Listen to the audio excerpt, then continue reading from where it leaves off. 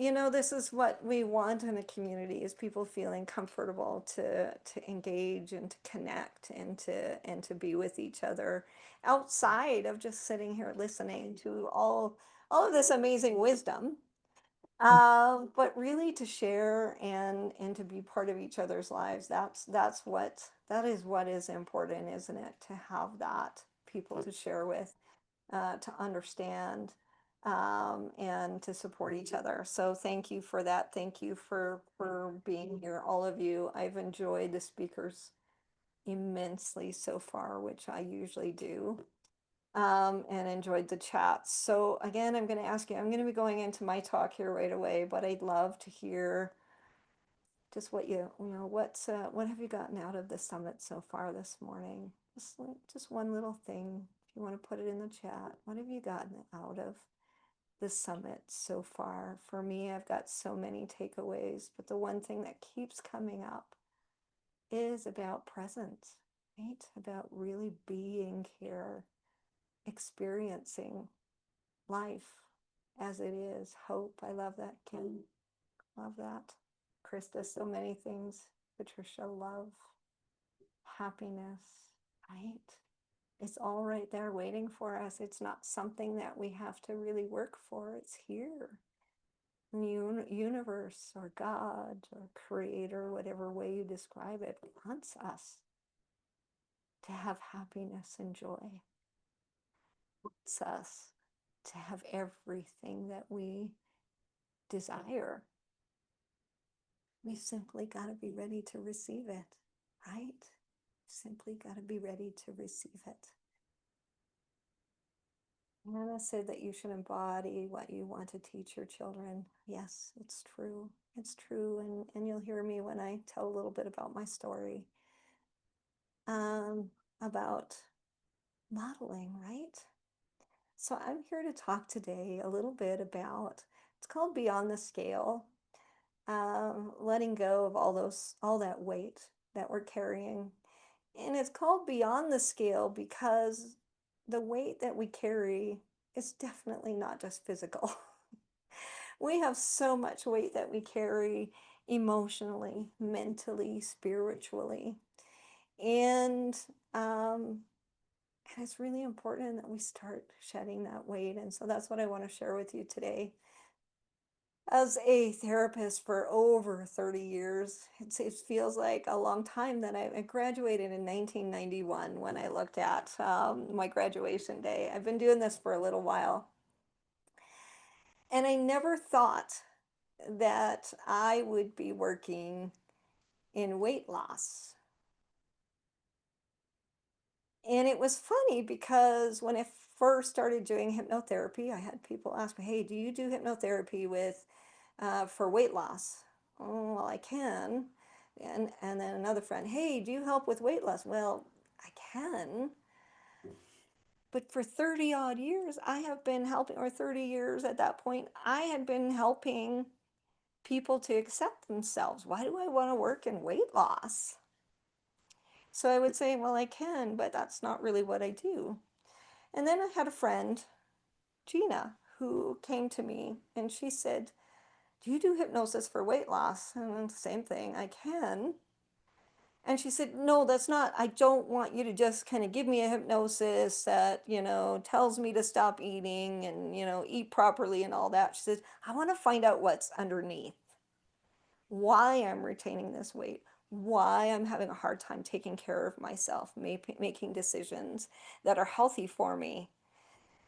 And I was, now that I can sink my teeth into, that I can do. I can help you to find all of those things that you're hanging on to that are weighing you down, that keep you from listening to your body, from listening to your own wisdom, your own intuition, that keep you from being everything you want to be.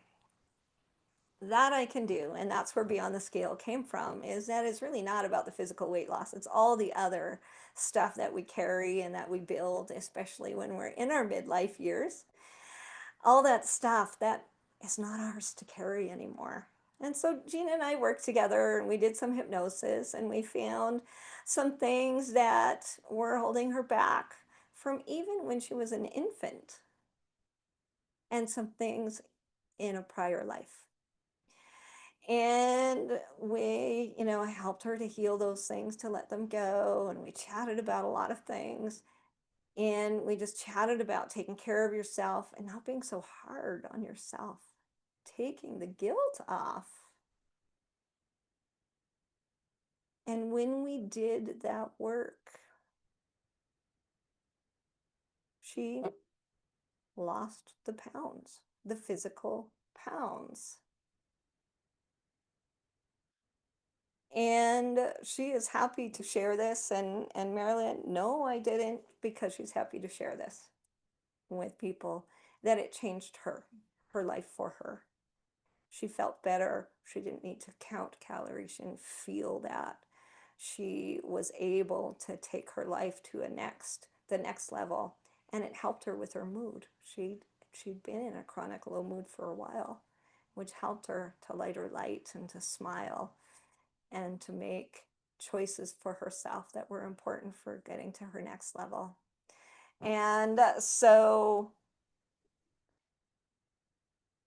this is where Beyond the Scale came from, because I truly believe as midlife women, we carry so much that isn't ours to carry.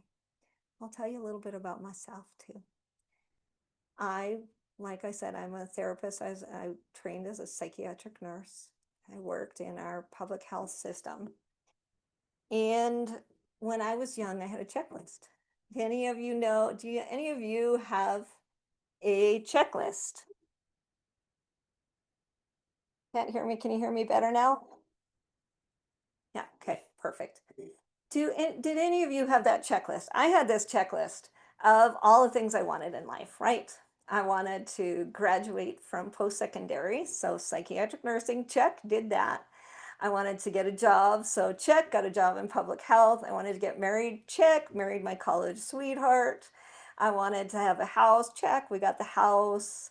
Wanted to have kids, check, check, check. 3 beautiful girls, check, check, check, check. Was Wanted to make sure my mom was okay, check. I was primary support to my mom. And what happened as I continued to check off my checklist is I lost myself to that checklist, to all those things that I thought I wanted in life. Anybody, put a 1 in the chat if this resonates with you. You got that checklist, you started checking it off, and then you sat there one day and said, I got everything I thought I wanted. I don't, I don't feel that happy. I don't feel that satisfied. In fact, who am I? Right? And I started to feel that because I lost myself to that. I mean, I love my girls. And I'm so glad that I have them. I'm so grateful. And yet I lost myself to taking care of them through those years and trying to make a marriage work that wasn't working, to be there for all my clients at work, to make sure they're doing okay. I lost myself to that. And when I really discovered that I needed to make some changes was when I was speaking with my eldest daughter, who was, I believe, 16 at the time, and she was having trouble with a boy. Don't we all? We all have those troubles with boys or girls, depending on, who our chosen people are. And she was losing herself. She stopped doing things she loved. She wasn't, showing up to dance as well. She wasn't singing. She wasn't, hanging out with her friends as much to try and be with this boy. And I gave her, she was doing things that she normally wouldn't too, to be with this boy. And I gave her the great advice is, if they care about you, they'll encourage you to be everything that you want. They'll encourage you to do the things you love. They'll support you and all that. And of course, they broke it off, and she found another relationship later on. But what really happened for me is a light bulb went off in that moment where I knew I had to make the change. That even though I thought what I was teaching to my girls is that they go first and they're important and that they what they love is important, what they need is important. Was I what I was teaching them was yes, it was important to me, but when they love someone, they should give all that up to the person that they love. That's what I was teaching them. I was teaching them that when you love somebody, you sacrifice you and you sacrifice all the things you want to do and your passions. That's what I was teaching them. Oh my goodness, that's not what I wanted. I want my girls to live passionate, inspired lives. I want them to feel like they are important. I want them to know that they are never too much. They are never asking too much from anyone. I want them to know if somebody tells them that they're too much, that the person that they're with that's telling them that isn't enough for them, right? And so I decided I needed to make the changes. I needed to show my girls that I was important enough to make those changes for and to have a happy life so that they could learn that from me.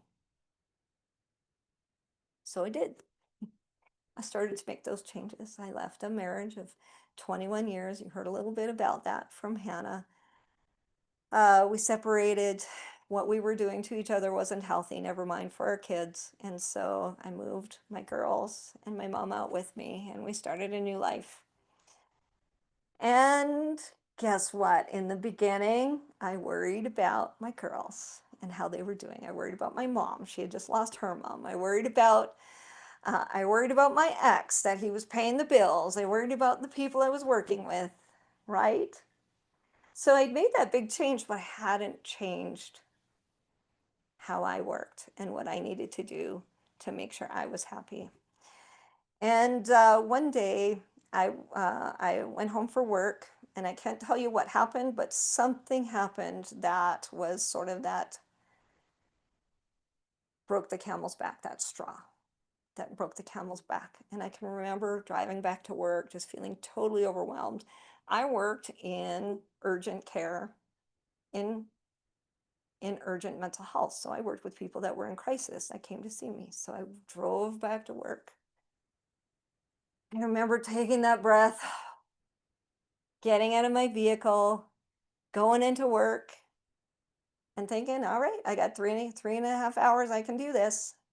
And I saw the people, I helped them with their crises. Saw 3 people that afternoon, did the notes. And at the end of my shift, went to go look for my keys. Not in my pocket, not in my purse, not in my drawer, couldn't find my keys. And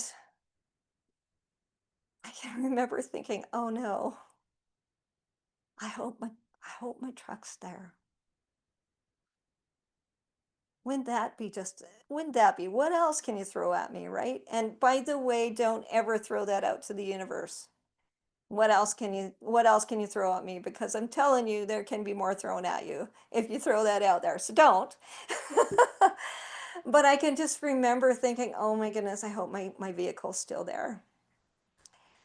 And as I walked out into where I had parked my vehicle, which was an Expedition at the time, not only was it there, I'd left it running the entire 3.5 hours I sat in there and did my work.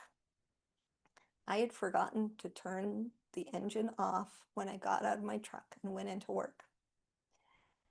And so as I got into the vehicle, I sat in it, turned it off. For some reason, that seemed like a really good idea at the time. And I just remember putting my head against the steering wheel and taking a breath and thinking, I am as empty as my gas tank now is. I have run myself so dry that I have nothing left.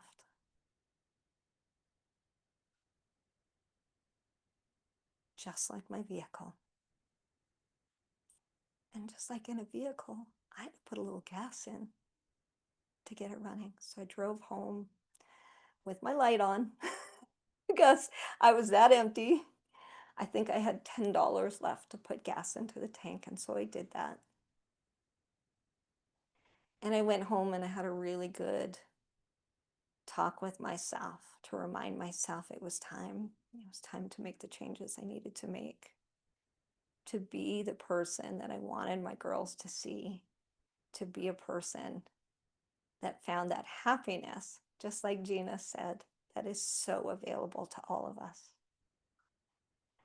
I had been a therapist for over 20 years at that point. I should know all the steps I need to take to feel better, to do better, right? Aren't we the worst when we're nurses or therapists or whatever to do the things? But I also knew that it needed more than just that conscious talk. I needed more. And so I sought after that. I sought the people that would help me, mentors that helped me to connect with my intuition, connect spiritually, connect with my angels. And it put me in the path of one of my greatest mentors, Deanne Rose Hope, who also taught me to the Akashic Records. And taught me to understand the power that I have and not to be afraid of that, and that I was worthy of it, to shine my light. And so I started to. But believe me, it wasn't easy in the beginning to start shining your light when you've been dimming it for so long to help everyone else, right? And so I took the small steps, trying to figure out, what do I like? What do I love? What makes me feel good? Just like Hannah talked about, if it's not serving you, let it go. That took me a long while to figure that out, and to figure out that I was worthy to have that life and that love that I deserved, that I deserved it, and that I wanted. And I'm so glad that I did that, because now you can hear Hannah saying those things for herself now, that she knows to let go of what no longer serves you or makes you happy. And here I am today, putting on summits and sharing with all of you the importance of all of this. Yes, it was a road, and yes, I am so happy I took every one of those steps. But the first step I want to talk to you about today is understanding that you are worthy. Now, you've heard this throughout the morning, right? You've heard this. But I really want you to understand that when we do this work, when I do this work with you, it starts with understanding that you are worthy. You don't have to do more. You don't have to give more. You don't have to have more. You don't have to be more. You are worthy right here, right now, just as you are, to take these steps. Okay, I'm feeling this for a few people. All right, I can feel this kind of, I think we all can use worthiness work to remind ourselves of how worthy we are. God and the universe want us to have everything that we desire. It's time to understand that you're worth it, and you're worthy of it. You don't have to be anything more than you are right in this moment. So what I want you to do right now is, I want you to, if you've done this with me before, do it again. Hold your hand on your heart and close your eyes. And I want you to breathe in, nice big breath in through your nose and out through your mouth. And in through your nose and out through your mouth. And breathe in, I am worthy. Breathe that in. I am worthy. Breathe it in a little bit more. I am worthy. Just keep breathing that in. I am worthy. I am worthy. I am worthy. Okay, we got to keep breathing this in. I can feel it. I am worthy. Breathe that in. I am worthy. I am worthy. I am worthy. Keep breathing that in. And when you're ready, I'm going to keep going, but when you're ready, open your eyes. I want you to do this every day for yourself. I want you to do this every day for yourself, to remind yourself that you're worthy. Whether you do it just like I talked about, or whether you look in the mirror. Louise Hay had great mirror work and saying, I love you. I'm worthy. And then I want you to start taking some small steps to remind you of your worthiness. And these are small steps that we've talked about already. Small steps like taking the time to put a little lotion or oil all over your body in the morning, to care for yourself, to decide, you know what? I know what my family wants for supper, but what do I want for supper tonight? How do I want my hair to look? What do I want to look? What will make me feel good? Start making those small decisions. Because when you can start making those small decisions, then you can start to make the bigger decisions and taking care of yourself and creating that life that you desire. Now, if you're doing this and you're having a hard time saying, I'm worthy, and you're having a hard time taking it in, if you got to right now, remind yourself, Lesley says I'm worthy, so I must be worthy. I am worthy. You are so worthy. And it's so important to understand that. So important to understand that. Is anyone else having a hard time hearing me? If you are, if you can just let me know if you're having a hard time hearing me. I know I can go up and down in volume as I speak.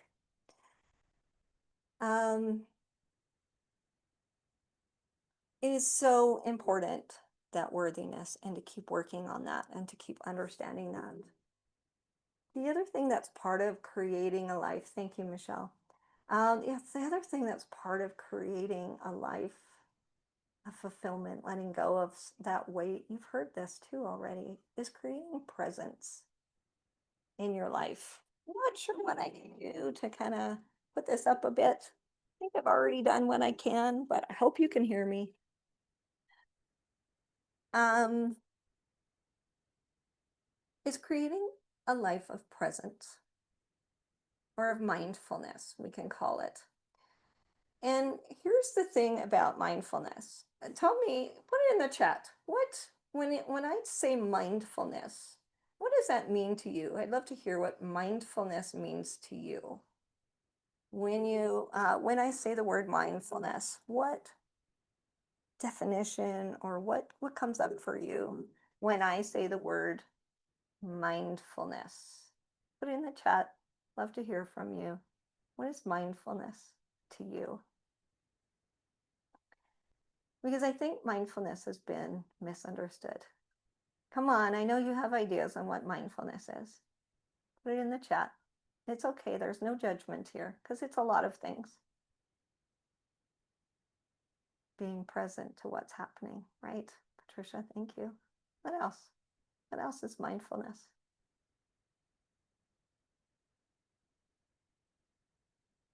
True feelings, right? That's mindfulness too, right? Being in the moment and aware of me and what is around me. Lovely, Michelle. Thank you. Thank you. Anybody else? Keep putting it in there. Mindfulness is just that. I've had a lot of people that have been holding space for others. Elizabeth, with intent, right? Many people mistake mindfulness for being quiet or being meditative, and that is a form of mindfulness. But just like many of what we've seen put in the chat today, mindfulness is actually about being intentionally present. It doesn't have to be quiet. It doesn't have to be anything but what it is. and it's just being present for that. Whether it is holding space for others, whether it's being with your feelings, whether it's, just being there for yourself. The present is what's important, and it's intentional and also non-judgmental. Because here's the thing, we often end up being so much in our heads, you've heard this again too, that we ruminate about all those things. What if I had done this? Oh no, I did that. What if I hadn't done that? And we ruminate in our past, which often leads to that low mood. Or we have the what if? What if this happens? What if that happens? What if I do this? What if I blah blah? Anybody anybody recognize those things? That's living in the future. That tends itself to worry and anxiety. And yet we squeeze out the present moment with ruminating about the past or worrying about the future. And this is the only moment.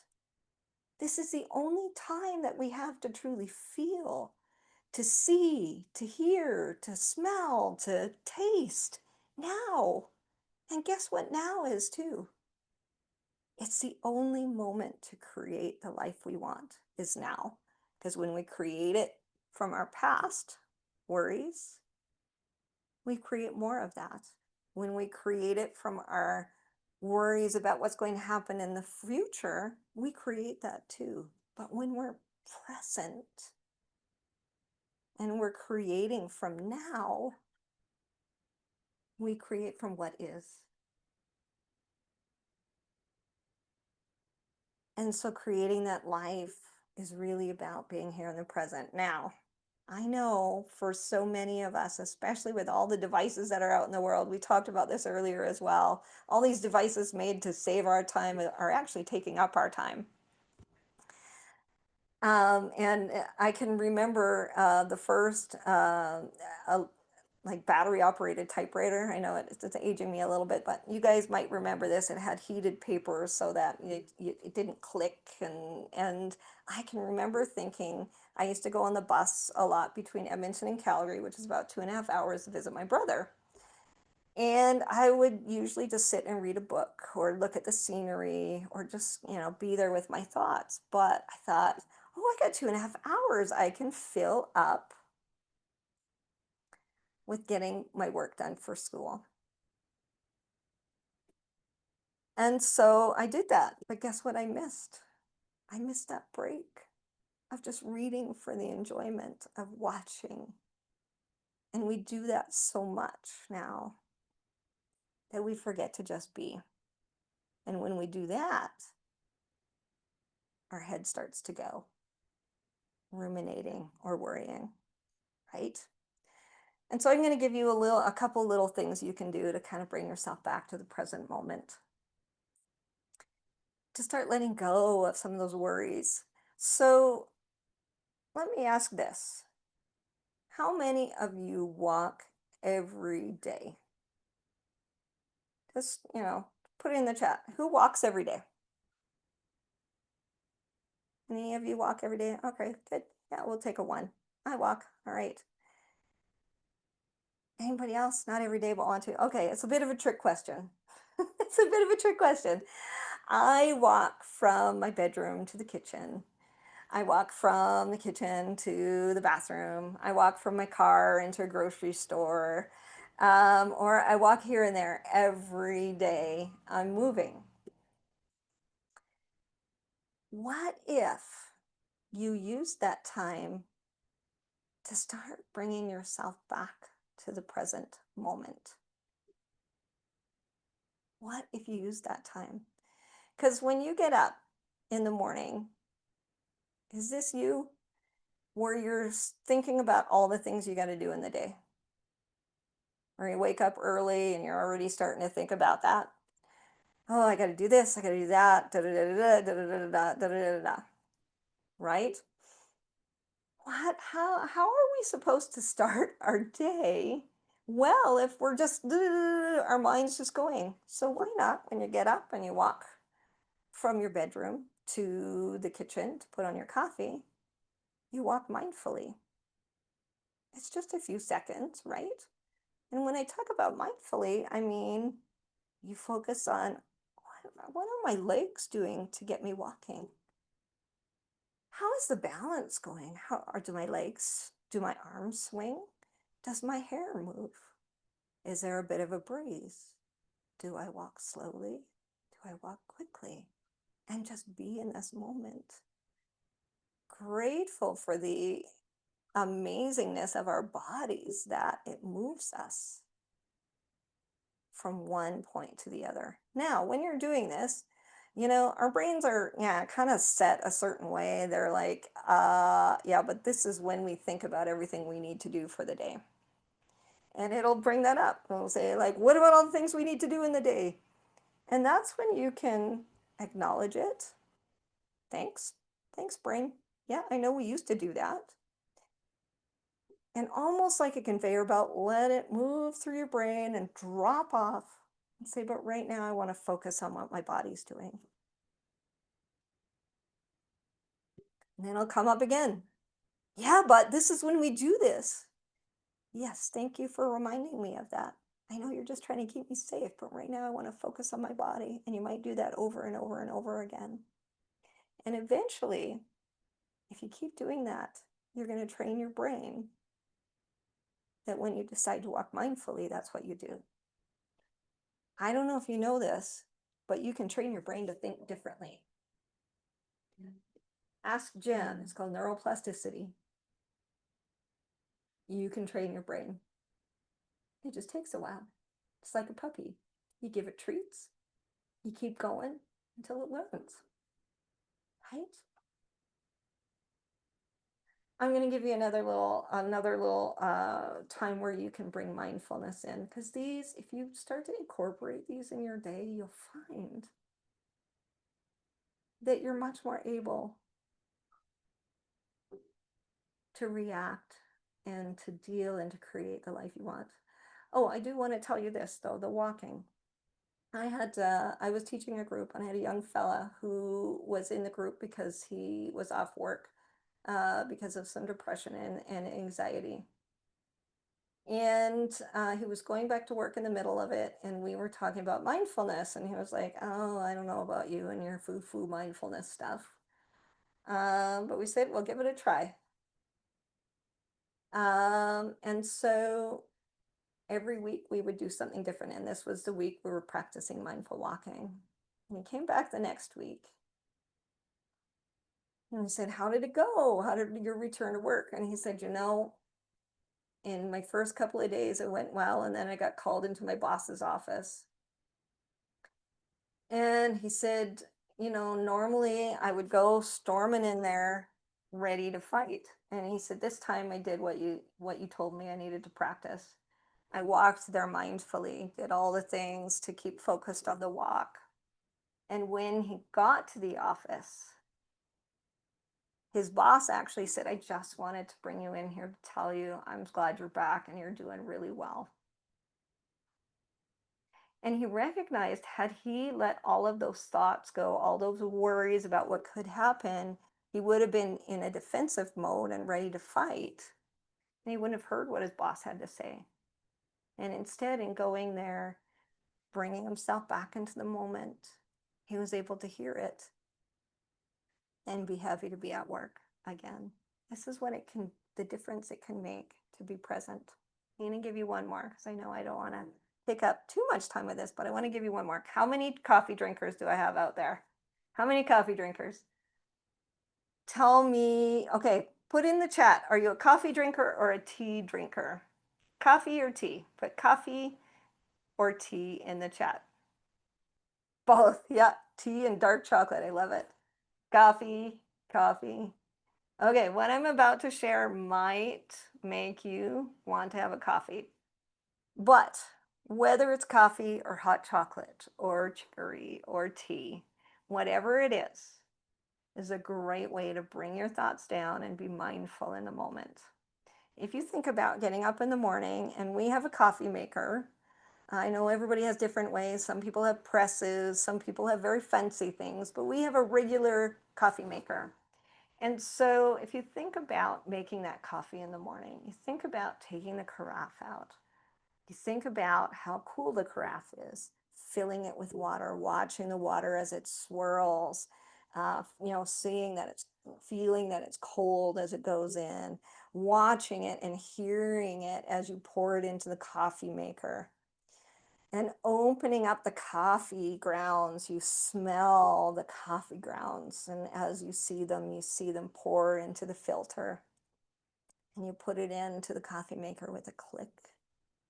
And then you put that down and you turn it on. And I know I'm not a great sound effects person, but I'll do my best. At first, it goes when it first starts, and then it starts brewing, and then you can start to hear the water or the coffee start to come down, and you notice that it's darker now. And you notice that there's steam rising.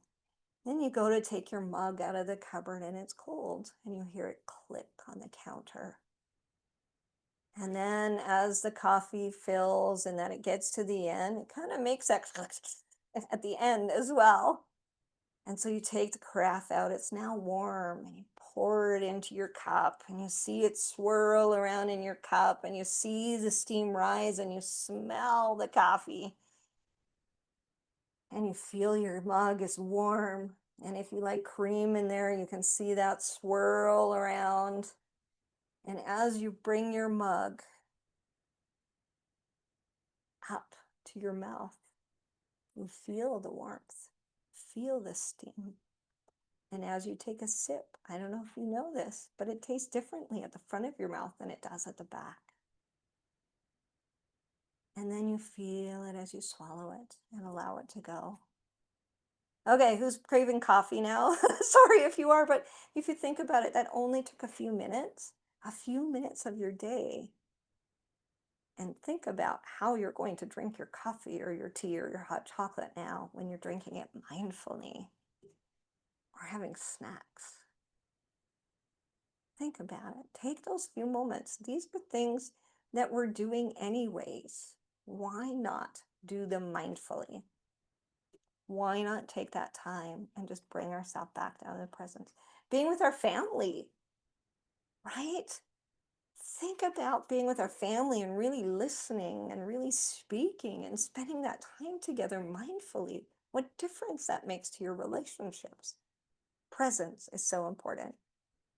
Thanks, Natalie. I know we're getting to the end here, and I'll get to my free gift in a moment, but I want to really make sure that you have a few things that you can take with you to start building presence in your life. Because this is one of the things that I teach. And when we build presence, we also get to know our bodies and our intuition, and we can bring that up even further because we're here in the now. All right. Those are some of the things you can do to start shedding some of that weight. Now, there's definitely lots of other things. When we look at the emotional weight, the mental, we talked about it earlier about emotions and thoughts and spiritually. And that's when we really make that change, when we shed that weight to build the life we truly want, to shine our light. Because when you shine your light, it gives everyone else permission to shine theirs too. And can you imagine a world where everybody feels confident to shine their light? You get to make that difference when you make these choices to shine yours, to find it and shine it. And I believe in you, and you're worthy of it. Let's do it. Let's create a revolution. Let's rise together and shine our lights so we can give everyone else permission to do that too. All right. I have a free gift, and my free gift today is a 30-day worthiness journal. This has prompts for every day just to talk about what emotions you have in that moment. Again, this is without, thanks, Kim. This is without judgment. This is just naming them.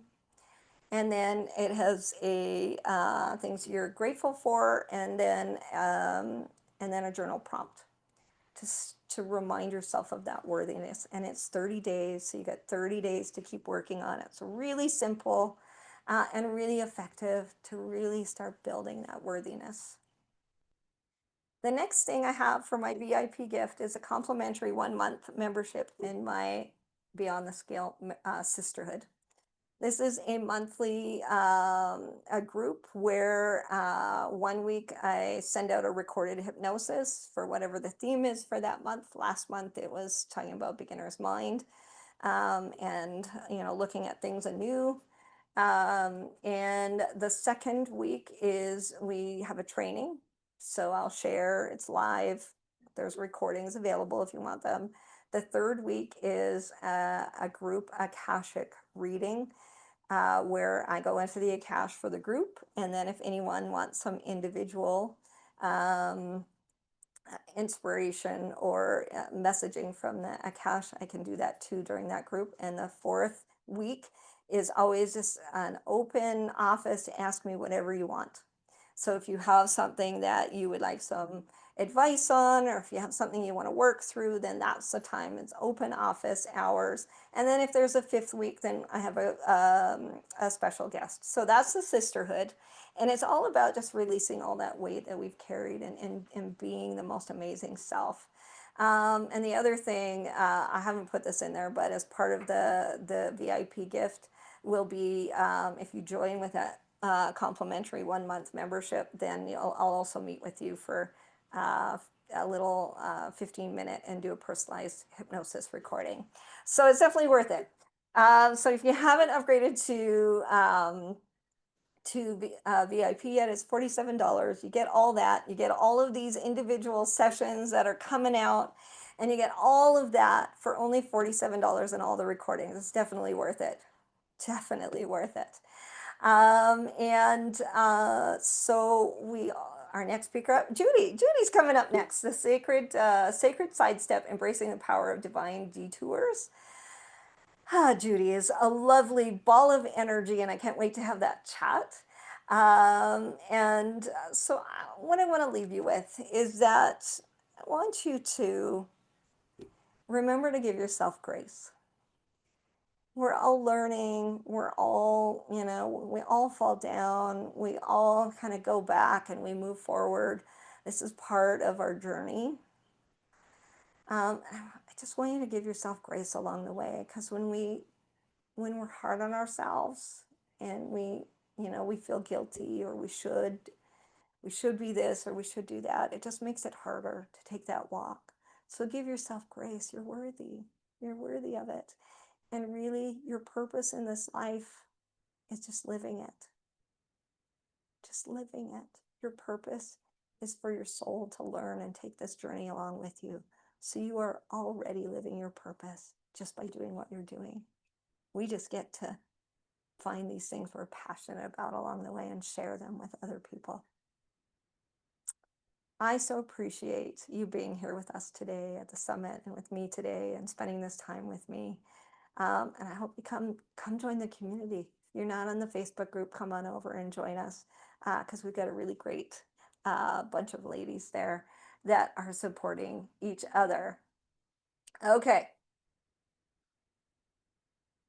I am just going to take one moment for a break before we get to Judy. Thank you so much for being here. Thank you for spending this time with